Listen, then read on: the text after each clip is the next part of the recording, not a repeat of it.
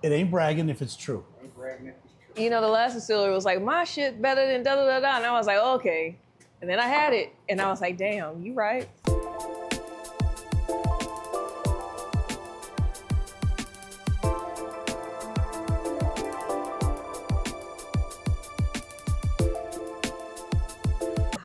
This episode is brought to you by The Bar Book. Discover your perfect pour.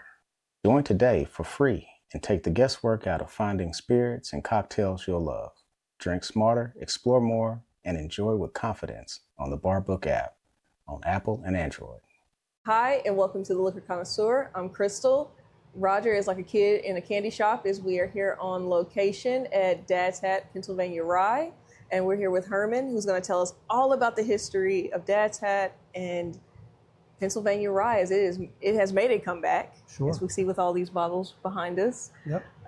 We are excited to also taste and to tour the facility. So welcome, Herman. Tell us about yourself. Thanks. Tell us about Dad's Hat.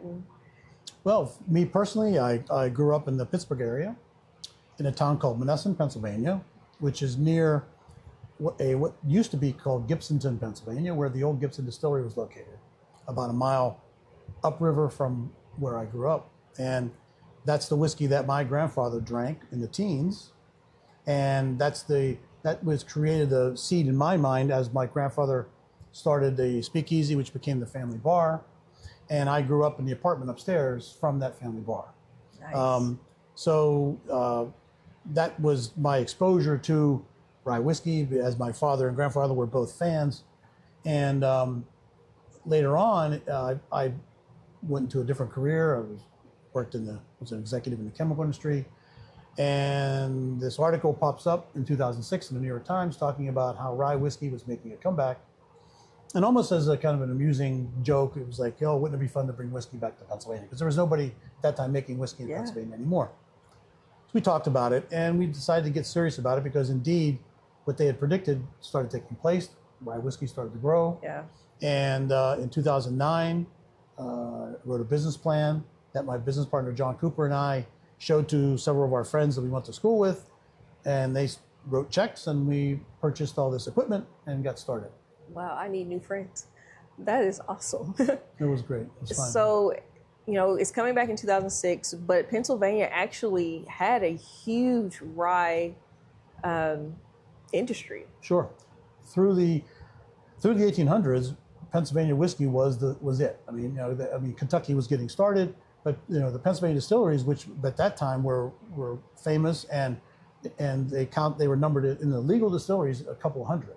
Wow. Including the old Overholt brand, and what was before Michter's was Baumberger's, and Rittenhouse Rye, and a lot of these companies, Pennsylvania Pure Rye Whiskey Company, Sam Thompson, which was my grandfather's favorite whiskey, they were all flourishing through the 1800s.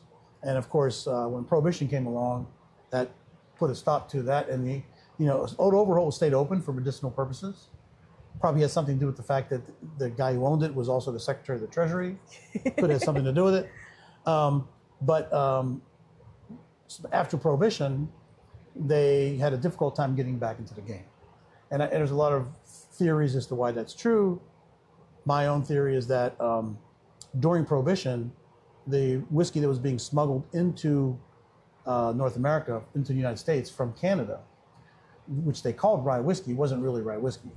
And in particular, they didn't have a lot of whiskey to sell, so they were creating what are now known as our Canadian and American blends, where it's basically just whiskey that's been diluted with neutral spirits. Okay.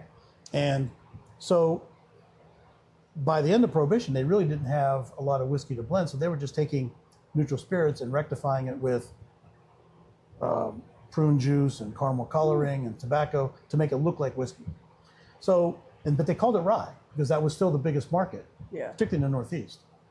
So you can imagine a whole generation of consumers saying, this rye whiskey is awful stuff. So when they went to get back into the business, the Canadians by that time had built a very strong infrastructure at very low cost, and the American Pennsylvania distillers, again, it's easy for me to say because I wasn't there, but in hindsight, I think they probably should have tried to differentiate themselves on the quality side. They tried to start to compete with them on the cost side, and were not successful. They won by one, they fell by the wayside through the 1950s and 60s, so that by the 70s, you had the old Shenley distillery was still operating, making a few brands. Michter's was still operating. So there were very few brands that were able to survive until the 80s. And then when Michter's went out of business in the 80s, that was it, until we started up again in 2011. Wow, there's so many types of ryes. Tell us more about the rye that you all use. Well, the rye that we use goes into our Pennsylvania style, which is 80% grain, 20% malt. We don't use any corn, and we do a sweet mash. The rye we get is from a farm right here in Bucks County. That farm produces today mostly Danko, which is was introduced to the United States, I think, from Poland years ago. It's a great product for us, and we're very fortunate to have a great relationship with the Meese family's farm. His name is Nevada Meese, and they're very demanding in terms of the quality of the rye that they produce for us. And we've also been working, initially I worked with Penn State, and then now with Del Valle University, and now with the Meese family, reintroducing Rosen rye, which is a varietal that was very popular just after Prohibition. Okay. And it's being introduced here in Pennsylvania in a couple instances, and now in Michigan as well. And it's a varietal that is a little more difficult to grow. Okay. But it's we've been very successful. We had our first. There's been a couple releases in Pennsylvania. Stolen Wolf released some, and we're releasing. We released one last fall, but we have more in barrels because we started with 5 grams of seeds that came from the USDA seed repository. Okay. And we through Penn State, and then with Del Valle University, that was cultivated over time. Where now we have tens of acres being under cultivation. So like when the harvest comes this year, we're going to make a lot more rye. Now, what we've been careful, and the reason why we don't have a lot to sell right now, is because we've been taking that seed and putting it back in the ground. Okay. This year, we're going to have enough to really make, I think, a pretty good amount. So we're looking forward to that, and it's a pretty good, it's a pretty interesting product, That's really cool. So do you all follow underneath the Monongahela style, or a little different? That's a very interesting debate. Now, we are not near the Monongahela River Basin, Okay. but I think we're practicing what was known as the Monongahela style, the 80% grain, 20% malt, and we think, in the sweet mash, we think that we fit the bill, even though we're out here but I can see the Monongahela River from my bedroom window, so I think that gives me the right, Nice. So why did you name the company Dad's Hat? We were looking for a brand. The name of the company is Mountain Laurel Spirits, because Mountain Laurel is a state flower of Pennsylvania. And so we were looking for a brand, and we worked with a company called Signature Communications in Philadelphia. And I have a lot of my dad's old hats, and as you can see, I don't have a lot of hair. So I was wearing a lot of these different old fedoras. And Tony DeMarco, who's one of the principals there, came to me one day and he goes, I have an idea for the brand, and Dad's Hat, because it communicates the nostalgia we wanted to associate with the brand. It has a bit of the personal story associated with it as well. But most importantly, when you see that fedora on the label, subconsciously it associates, that old-timey nostalgia that we wanted to associate with the brand is communicated, visually. So, and we thought that would be a cool way to do it. No, that is nice. Because, a lot of what we hear is, oh, well, I drink this because my dad drank it, my grandfather drank it. And so that's a good homage to yeah, it communicates that. And it's and we have the keystone on our label, which is, again, it's one of those things that subliminally you may not realize, but that shape is connected with probably one of the most iconic brands in history. And can you guess what that is? I'm looking at the bottle and I cannot off the top of my head. That keystone shape? No? That doesn't say Heinz ketchup to you? And frankly, is there any other kind of ketchup? True story. Really? Okay. You're right. Right. So somewhere in your brain, you connect that shape with Heinz ketchup, and that is normally a pretty good thing to be connected to because they have a great reputation. Yeah. What else are you going to put on your burger, right? I'm thinking everything else. I'm like, what other brand? What? Keystone. Yep. That's so somewhere. All those things kind of connect, and that's where Tony and his team, that they're marketers. I mean, we produce it and we sell it, but the marketing side is something that probably we don't do as well as we should. But Tony's been really good in guiding us in that look and feel of the bottle. Yeah. Our bottles are made right here in Pennsylvania, in Monaca, Pennsylvania, out in Western PA. So that bottle, that's our own bottle shape, which again has that keystone shoulders on it to communicate awesome. that. So tell us more about the different spirits you all have. Well, we do rye whiskey exclusively, except we do a little apple brandy because we like it. And we have a great relationship with an orchard located near here. And they wanted us to make some for them. So we said, okay, we'll make some for you if you let us keep some. So nice. So here's our basic lineup. We have, starting with our classic 90 proof. This is a young whiskey. We tasted it out of the tank before. And we get a lot of grief for being, because most of it comes out of 15-gallon barrels that have aged for about a year. We do spike it with some older whiskey, but this is our classic 90, and we maintain the consistency with the way we do our vatting.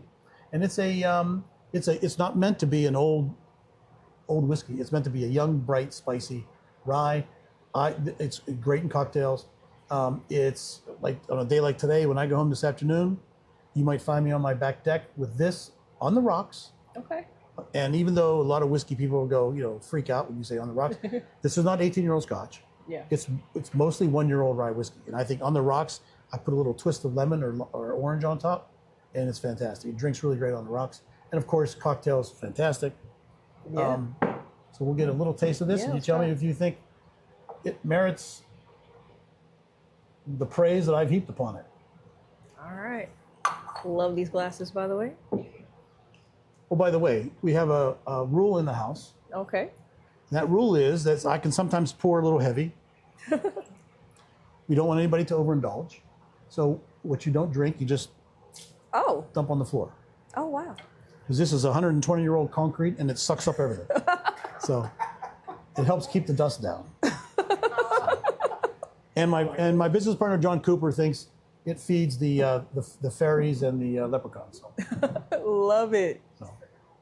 So cheers. Cheers. I'm glad you made a long trip out here. Man, it's worth it. Oh, that rye is on my nose. So it's a little warm in here, and that's kind of warm too. But so you're getting a little bit of that blooming inside your mouth really quickly. This is good. So this is You said it's aged 8 months? 8 months minimum. But right now it's about more like a year. Okay. And we do throw some 4-year-old straight whiskey in there as well before we bottle it. Well, they don't taste young. No, it doesn't. It's I mean, compared to what you're going to taste next, I think you'll find it does taste a bit young. But we try to, the way we run the still, we get really clean cuts off the still. And we control our fermentation so we don't get any off flavors in the fermentation, so that as a young spirit, with the high quality rye we use and the 2-row barley malt we use, we start with in fact, I could pull up some white for you a little later if you want, but our white spirit, we have people up and down the East Coast now using it for cocktails. Wow. There's a famous cocktail bar in New York called Death and Company. Yeah, and Death and Company, not this summer, but the spring and the winter cocktail menu had a Dad's Hat white rye cocktail on it. So the juice going in is already pretty tasty. Nice. I haven't had a white rye. Well, you get a chance. That'd be new. Thank you. Before we go. Oh, okay. All right. So. Okay. There you go. There you go. I usually call that alcohol abuse, but that works. Got caught on camera doing that. We're being careful. You can be wanted now. I like that. So now this is kind of our. It's a little bit of a problem child. This is really good whiskey. Maybe we don't have the right price point on it. It doesn't sell as well as I think it should. This is all minimum 4 years old, anywhere between 4 and 6 years old, out of our vatting tank, and I think it's delicious. This has more barrel on it. The cut we take off the still is a little what I would call fatter. So we run the still a little differently. So the juice going in here is a bigger whiskey to start with, and I just think that we get these great barrels from McGinnis down in Missouri, and they do a wonderful job. making this a very mellow, tasty, straight rye whiskey.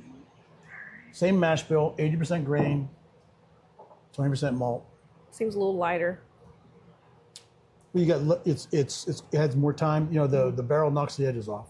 Okay. But you're going to start picking up a little more vanilla, that kind of stuff, a little more complex flavors. All right.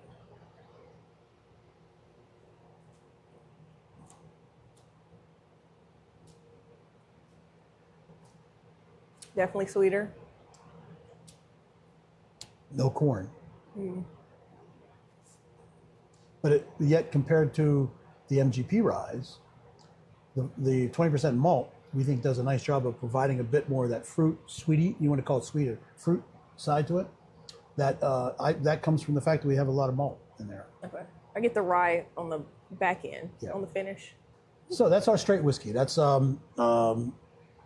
and we call it a pre-prohibition style on the label because we wanted to emphasize the fact that we're using a lot of malt, because the 100% rye or even 95% rye, you need to add enzymes. And while there's nothing wrong with that, but that extra 15% of malt we think brings a lot of that fruit balance to counter the spiciness of the rye. All right. All right. I know it's painful. I'm still new to this life. But you know this is how you're able to drink to remember. We have about 6,000 liters in each of those tanks over there, so we have, They got a few to spare. yeah, we got a few to spare. No, if I don't believe in alcohol abuse, but sometimes it's necessary. Well, it's a warm day, Yes. and we don't want anybody overindulging. I mean, so that's important. Now, I didn't mention this before, but I talked about when we do our vatting, we have these big tanks, and we always keep some whiskey in there, blending with the next bottling, so we keep that consistency. What we do almost every year, when we find barrels that we think are distinctive, we pull them aside and we bottle them as our annual bottle and bond release. So this is our 2024 bottle and bond release. This is all whiskey that was distilled and barreled in the first quarter of 2018. Okay. Because bottle and bond whiskey has to be all distilled in the same distilling season. So this is all from the first half of 2018. And it was aged a little over 6 years and bottled last fall. And this is our 2024 release. And it's a, you asked me before, which is my favorite. Yeah. Right now, this is my favorite. We love a good bottled and bond. And, you know, we start talking about during Prohibition how things are made with Not unorthodox things. You know, that's why the bottled and bonds came to be. You knew what you were getting. And that was a way for us as a relatively new arrival to communicate to the market that, hey, we're serious business here. We're doing things the right way. And we've been doing this now since 2019. Okay. So 2019, we had a very bright, spicy whiskey. 2020, we had a bunch of barrels that we call them pretty. They were floral, really grassy floral, really pretty, perfumey almost. 2021 was, and somebody just posted on Instagram last night, he killed his 2021, and it was a sad day because it's all gone here too. We called it Black Forest Cake, cherries and chocolate. Okay. 2022 was, we called that a walk through my Nana's apple orchard, because it had this kind of ripe apple, like on the ground, and you know that smell, a little earthy apple. 2023, we didn't find barrels we felt were distinctive enough to bottle. Okay. 2024, gonna be a reference that Giselle will know, but they won't get. And we call this butterscotch crimpets on steroids. Yeah. You know what a butterscotch crimpet is? Yeah, you don't know what a butterscotch crimpet is. There's a snack cake company located in Philadelphia called Tasty Cake. Oh, okay. And one of the things they make are butterscotch crimpets, okay? They're basically butterscotch Twinkies, okay? But way better. Now I gotta go find this. Oh, yeah. Just get it. Yeah. So this has a very butterscotchy, we feel, kind of a very Okay. butterscotchy dimension to it. We've been trying some butterscotchy things lately, so. So this is our 2024 release Bottle and Bond, which FYI has just been released to the state of Pennsylvania. So they just took about 200 six-packs that'll be in stores across Pennsylvania. It's in a few other states. Oh yeah, this is just. That nose is so beautiful. It's, I've already eyeballed the one I need to buy. Yeah, this is.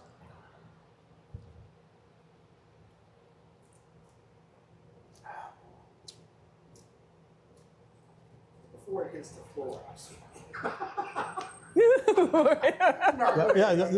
This one might not hit the floor. It might not hit the floor. Yeah. I did a lighter pour too. Okay, so okay. I'm trying to be more careful. No, this is definitely sweeter.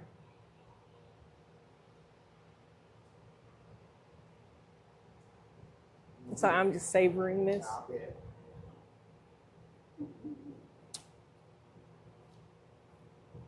I'm working my way to get that butterscotch.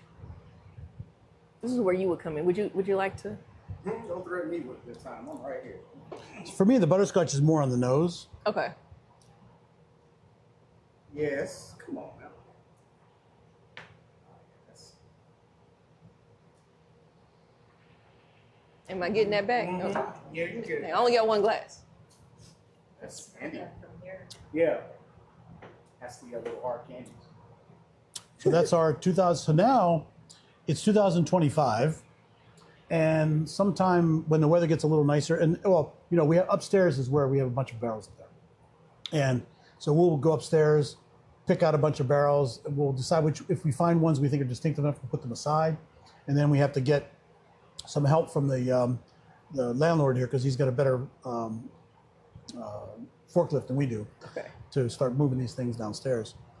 We put them on a big freight elevator and bring them down Okay. from up there. So how many barrels do you pick to bottle for the bottle and bond? Depends. This was 10 barrels. Okay. It'll depend on the barrels. I mean, anywhere we'd like to do 6 to 10 or 12, something like that. Okay. It gives us enough. If the state of Pennsylvania, the state of Pennsylvania says they want to buy something, you have to make sure you have enough for them to buy. Gotcha. Because they have 600 stores. Okay. So we're not. This won't be in all 600, but this will be in 100 or 200 stores, which is still a lot. And so I can keep drinking this. Let me ask you a question about that. In Pennsylvania, you all are a controlled state. Correct. How does that work?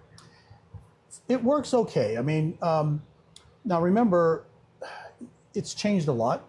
When I was a kid, and I'd get in the car with my dad to go to the state store, what we call the state store, to pick up whiskey and spirits for the bar. It was there was nothing there except a counter. Okay. There was nothing on display. You walked in the door, 10 feet in, counter. A couple of guys, usually rather surly, and you had to go there. You had to make a list of what you wanted by code, by PA code, the code number for the item. Give it to them. They would disappear, bring it back in boxes, pick it up, and you leave. That was it. There was no shopping. There was no tasting. Nothing. So that was up until the 70s.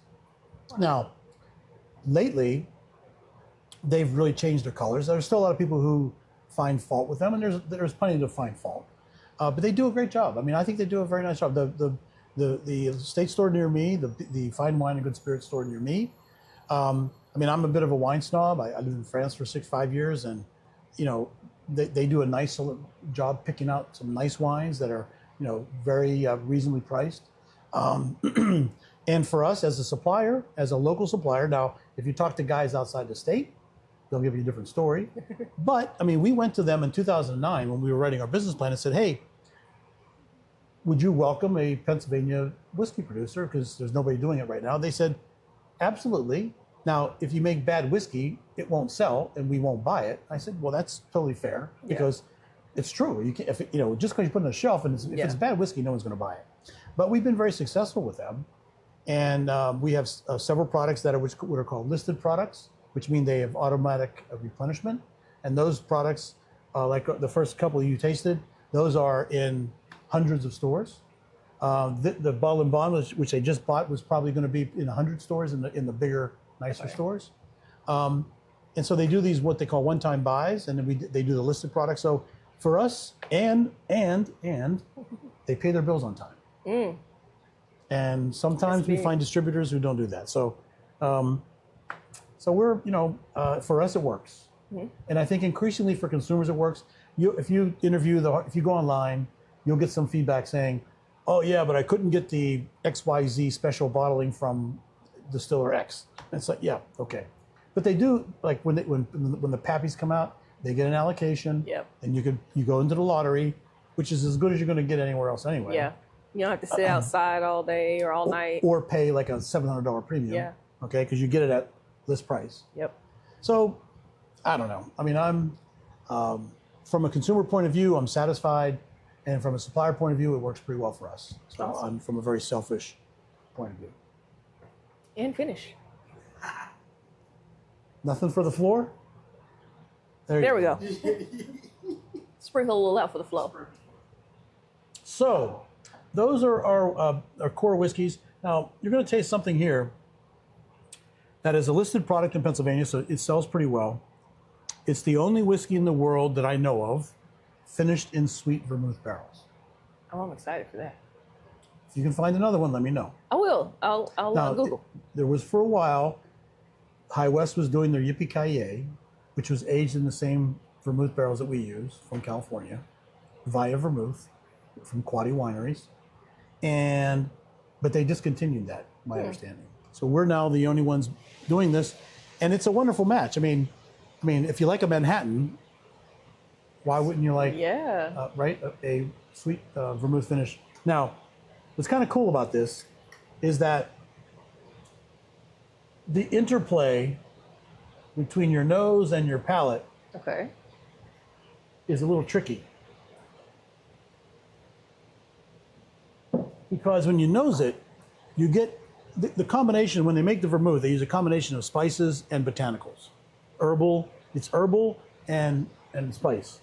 So on the nose, and again, I'm not going to preempt you too much, but on the nose, I think you get a lot of those baking spices.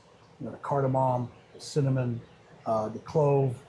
So you think you're going to get something kind of sweet and fruity and like Christmas cookies or something like that. Yes. But that's not what happens when you drink it. Mm-mm. Right?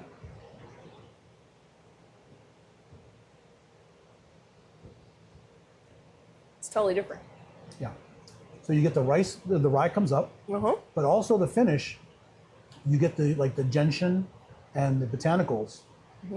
That it's herbal finish, spice, sweet spice on the nose. So it's kind of like it's like schizophrenic almost. And it makes some pretty, we use it for a couple of our cocktails, aside from just a Manhattan. But we do, believe it or not, we do a smoked Sazerac with this. Nice. Very nice. No, it's definitely a day and night, but in a good way.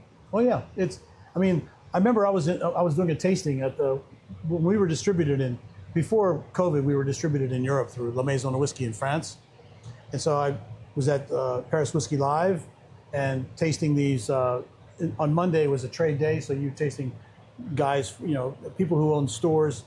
So this one gentleman comes up and he takes a smell and you can tell he's expecting cinnamon, clove, Christmas cookies kind of thing.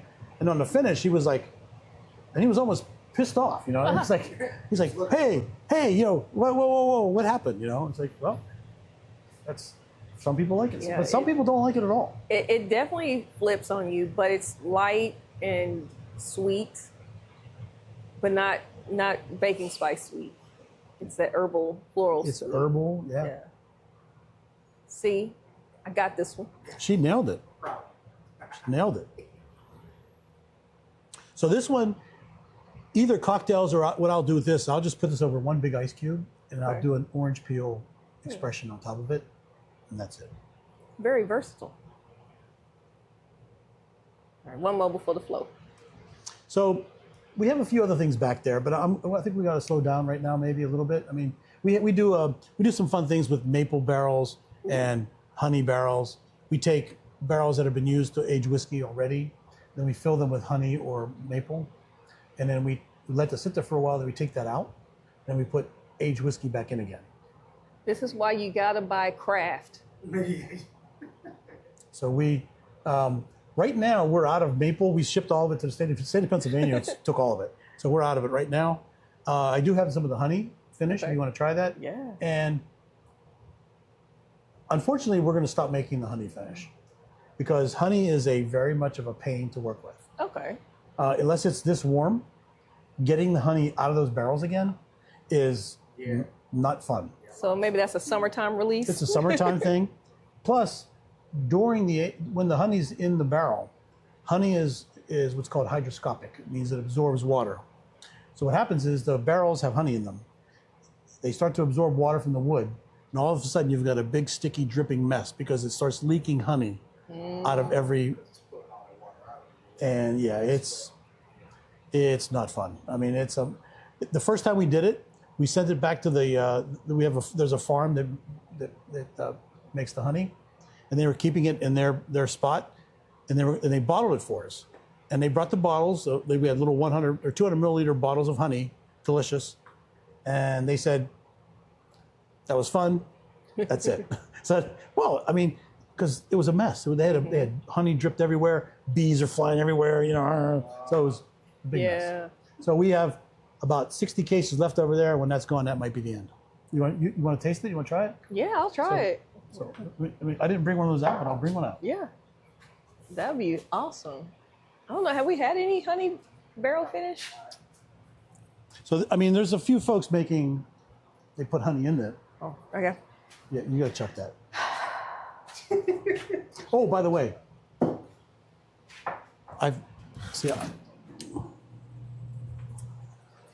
Palate cleanser. Yeah, awesome. And dehydration avoider. Oh yeah. Kills dehydration.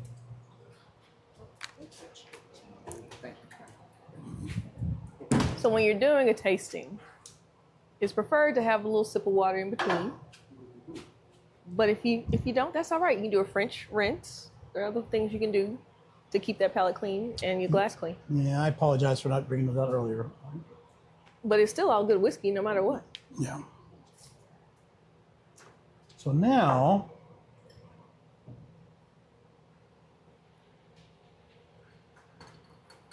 this is our. Nice.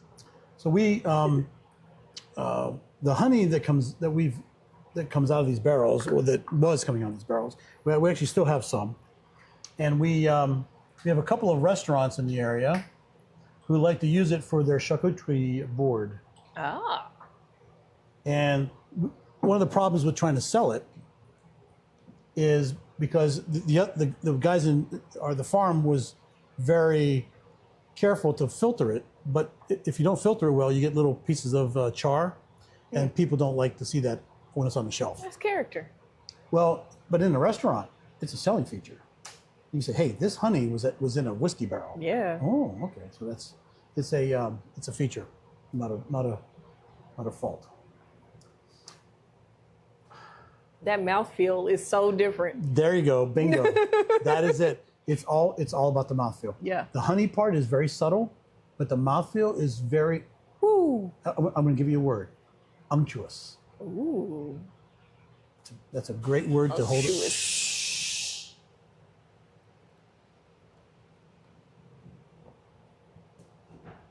Go ahead. I'm going to get a chance to try this. I'll let you try this one. I'll Yeah, allow see it. this? Thank you. Yeah, that's just coats your mouth. Unctuous. Unctuous. Slow down now.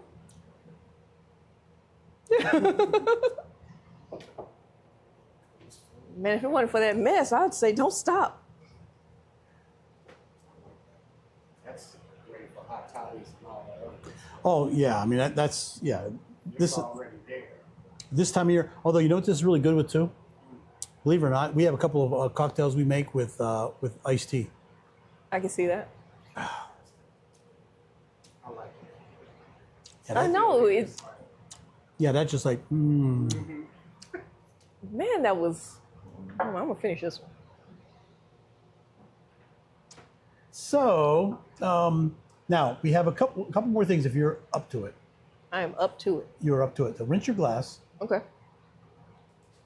So this is only available here, and it's a one-time. I don't know if we're going to do it again, but we got a barrel that was used. Now, when you do barrel finishing we do a port finish as well, which is pretty classical, and the vermouth finish.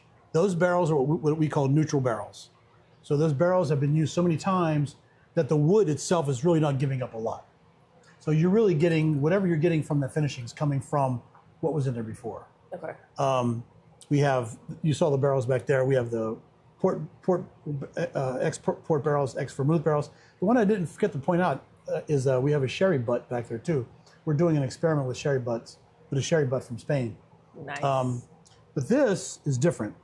This is a Washington State Syrah, Yakima Valley, and it's a practically new French barrel, French oak. Okay. So you're getting not just the wine, but you're getting also that French oak.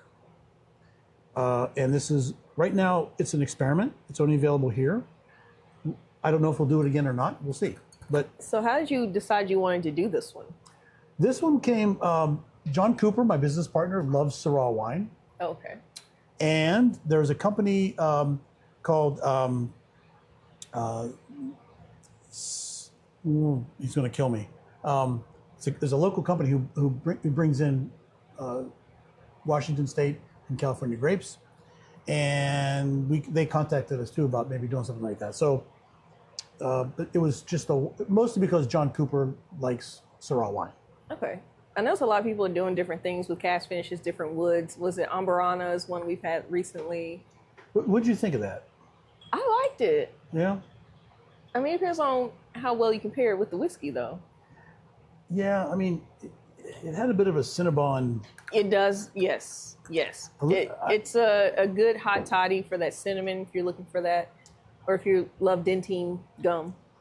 But yes, it does have that cinnamon bomb to it. Yeah.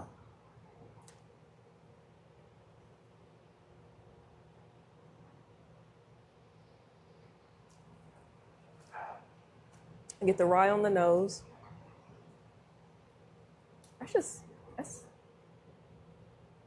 It's different because you get a lot more of the French oak influence. Mm-hmm. So you get more of that, almost the classical wine influence. We have some people who love it and some people who find it to be a little curious. I'm curious. It's not that I don't like it, but it's different. It's different. Again, but it's supposed to be. Right. And, again, there's a reason why Baskin Robbins makes 31 flavors. If everybody liked vanilla, that's all they'd make. Right. Right. So. This is a good curiosity. And you have people like my son who put gummy bears on their ice cream. I mean, so I still don't. I don't get that. I don't get that at all. I will say in I know drinks, they freeze up. I don't. that part doesn't work. But I will say in certain drinks, if you get especially a sour gummy, it makes a difference. It imparts a flavor. If you're just gonna do regular gummies, then just do some vodka and have fun. But no, that one. I don't know. The jury's out for me. You definitely, you do get that wine. It's light. I'm not a big wine person. Okay, Roger, you try this one. But it's different. It's light on the palate, I felt.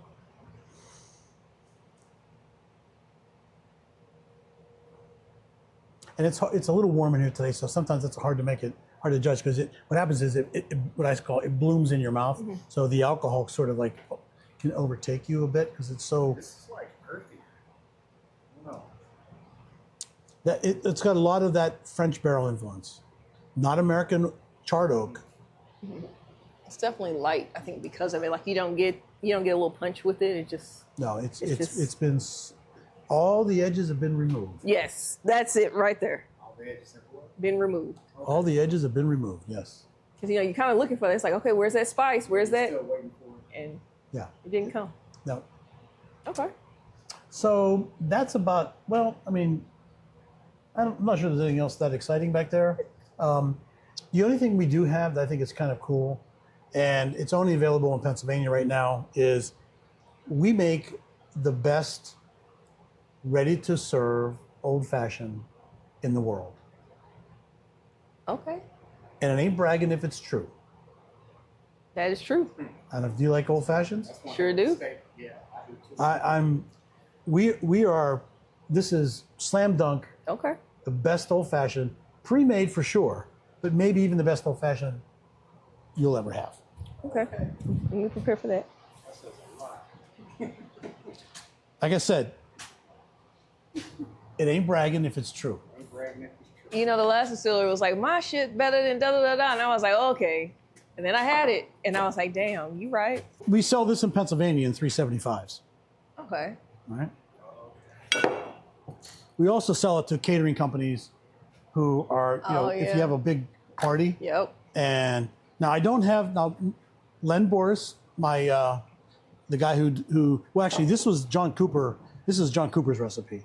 But Len is the guy who manages he's a marketing guy. He's also the guy who manages the tasting room on Mill Street. What? He used to be the beverage manager at Fearless Restaurants, which is a chain in the Philadelphia area. White Dog, Mouchelou, Louis. And he will cringe because I'm not giving you an expression of orange peel on this, but sorry, Len.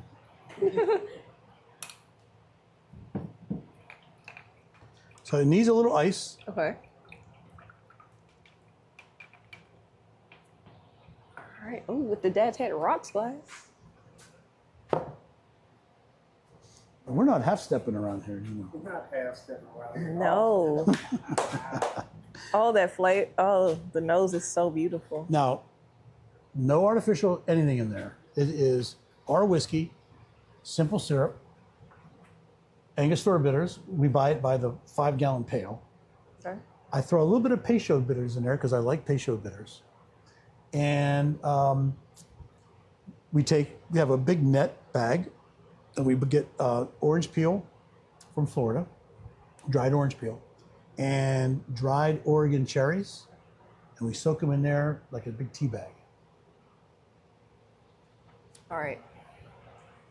Check this out. Is this something we're gonna have to find before we leave again? Well, we sell in 375s here. Okay. I ain't getting that back. I can already tell that ain't coming back over here. So I don't know where you guys are going afterwards, but our Mill Street tasting room's open at 4 o'clock. So. She's like, we're gonna cancel the rest of the day. Tell Ursula we're not coming. So what do you think? That was damn good. That's really good. It's so different. Like you can tell it's made together. Yeah. Like it's not just adding different things. It's not too sweet, which I can appreciate a lot. It's a little, believe it or not, it's a little sweeter than I personally prefer, but I think we struck the right balance because we had a lot of people lot of different people taste it, and again, that's John's baby. I mean, he really, I think he nailed that with the. Thanks, John. Thanks, John.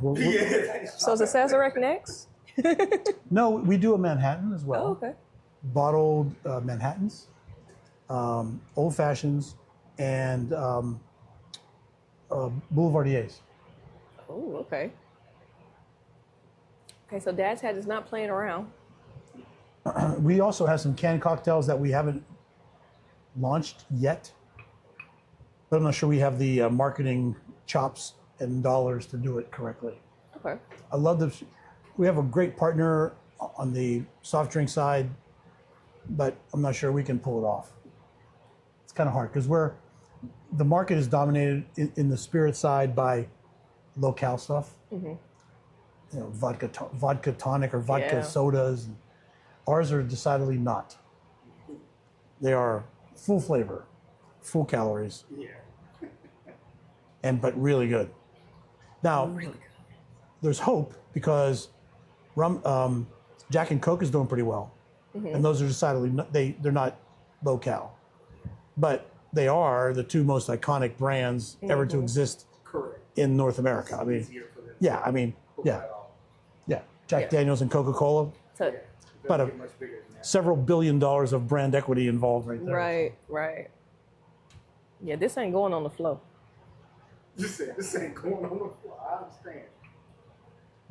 That's pretty damn good, isn't it? You need to set it over here. You need to set it. I need to set it right there. Yeah, you can set it right here. Yeah. It ain't much to sit down. Set it down. I think you're fighting a losing battle. Yeah, I see that. That's okay. Get your own. That one was probably gonna make it. See, if you go down to 131 Mill Street, they'll pour you those.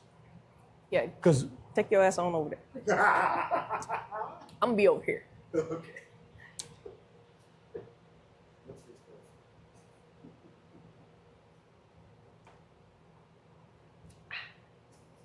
that's not bad, huh? That was good. Yeah, we're pretty proud of that. Like I said, well, tip of the hat to John. He did a great job developing that recipe. I had my hat. So where can you find Obviously, that? state of Pennsylvania, we're widely available. We're in New Jersey. Fedway's our distributor in New Jersey. PM Spirits is our distributor in New York. Okay. We're in Connecticut. We're in California, Nevada, Arizona, Washington State, and Colorado with a company called Pacific Edge Distribution. We're at BC Merchants, which is a smaller distributor in Illinois. We're in Tennessee and Kentucky, believe it or not.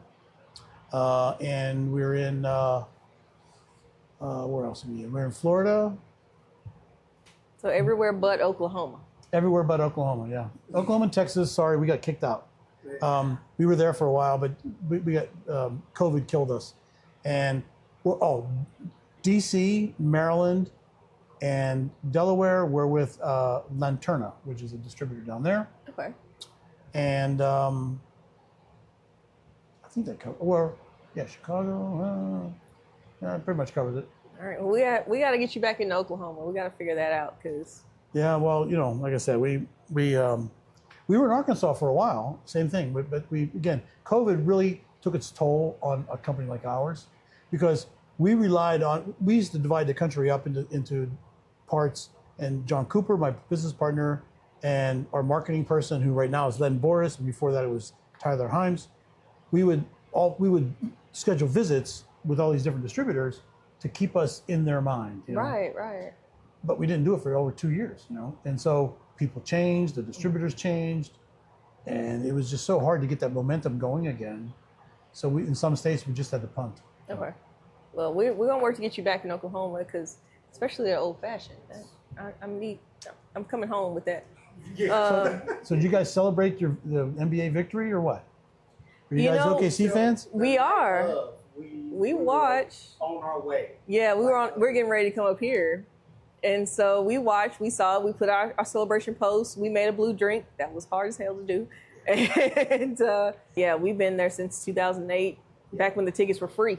Yeah. I've been courtside, so yes, I have been. Oh, good. Been with a chance to enjoy that. It's fun. Yeah, I mean, not everybody gets to say that their team is the champ. So we're definitely gonna have a fun year. Cool. But yeah, no, we appreciate you being here and for sharing all these great spirits with us. I ran out. Now, I might do one more. You okay for one more? I am okay for one more because you know okay? what? Okay, that's Oklahoma, right? Okay, yes. Yeah, okay. Now, I don't share this with most folks. I feel special and honored. Because this is a...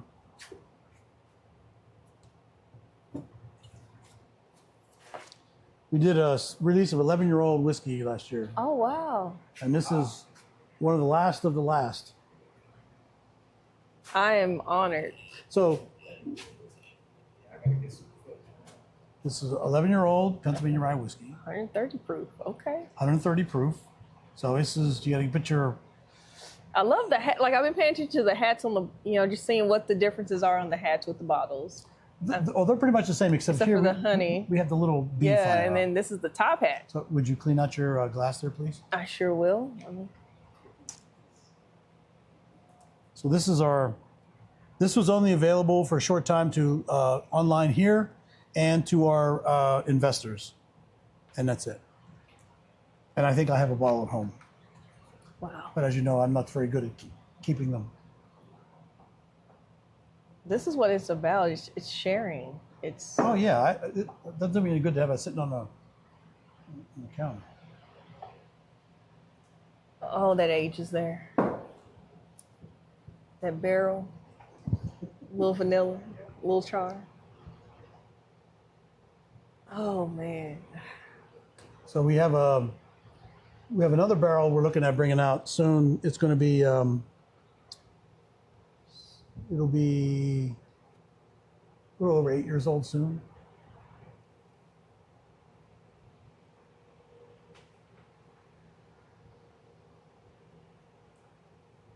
I'm home. Yeah, that's the one. See, that's big. That's really big. Big chewy whiskey. Yeah, it's gonna sit. But that, like, you can tell that age statement though. Oh, it's frankly speaking, I'm not sure it's our best whiskey, but it's definitely distinctive. Because older is not always better. No. Yeah, you can get a little bit too much oakiness sometimes. See?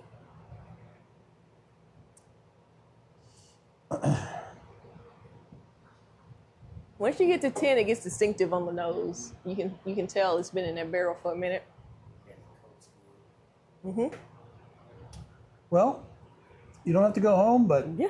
you can't stay here, as they say. As we like to also say is let's drink to remember, not to forget. Absolutely. Cheers. I appreciate that. That's a great sentiment.